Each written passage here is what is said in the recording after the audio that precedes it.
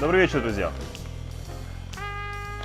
Как вы видите, я дома, в замечательном баре The Fits, и вас призываю также оставаться дома. Сегодня вместе с вами мы приготовим такой замечательный напиток, как Pedro Manhattan. Это твист на классический коктейль, уже ставший легендарным напитком современности, да, это Манхэттен. Нам понадобится посуда подачи, смесительный стакан, джиггер, для того, чтобы измерить качественные ингредиенты, по-прежнему стрейнер, барная ложка.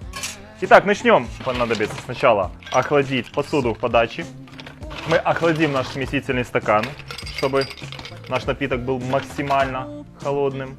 Вообще Манхэттен, впервые упоминание о напитке, который по своим ингредиентам схож с Манхэттеном, относится к концу 19 века. Сам Манхэттен входит в основном это 3 ингредиента. Это виски, либо же бурбон, либо ржаной виски, либо канадский виски. Ну, в принципе, главное, чтобы у вас был виски. Оригинально считается, что он готовился именно на ржаном виски, потому что в период конца 19 века Америка, Штаты, Нью-Йорк пили преимущественно именно ржаной виски. Нам нужен для классического Манхэттена сладкий красный вермут и биттер ангостура.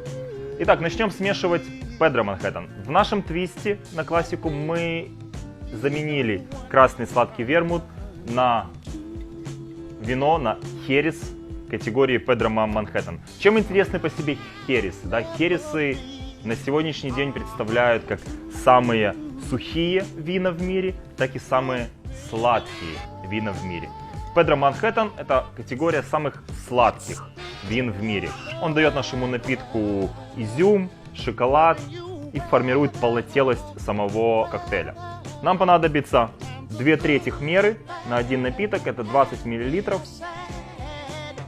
Сам по себе Pedro Manhattan, по-моему, рецепт, который пришел к нам из Москвы, из замечательного бара Деликатесен. Немножко добиваем это все биттером ангостура и биттером пишо. Скажем так, это ароматические концентрированные горечи, которые производятся на основе большого количества трав, корений и различных ботаникалов. Также для нашего напитка мы будем использовать именно ржаной виски. Нам нужно будет 2 меры на один напиток, то есть 60 мл. После чего, перед тем, как вы добавите лед, обязательно попробуйте то, что у вас получилось. Если вы хотите сделать напиток более сладким, вы можете добавить чуть больше хереса. Либо же можете добавить немножечко сахарного сиропа, либо же сиропа из вишни. Может быть, можете добавить немножечко ликера, буквально барную ложку мороскинового ликера, либо же ликера Cointreau. И это действительно работает очень вкусно. Добавляем лед.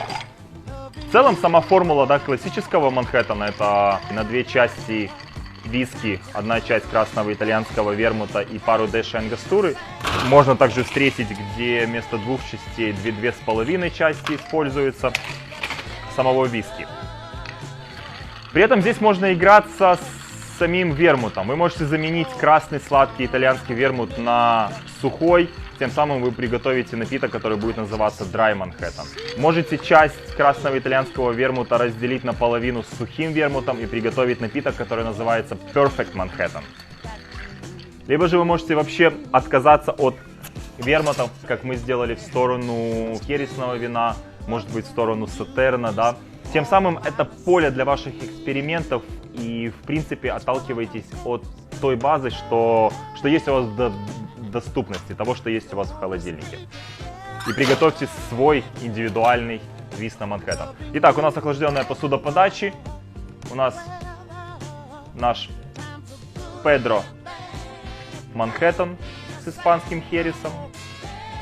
Данный напиток, в принципе, Манхэттен, да, мы можем позволить себе украсить как вишней, либо же цедрой апельсина. В нашем случае мы будем использовать коктейльную вишню. Наслаждайтесь, друзья! Nobody ever explained me. You gotta save me. I'm just a baby in this business of love.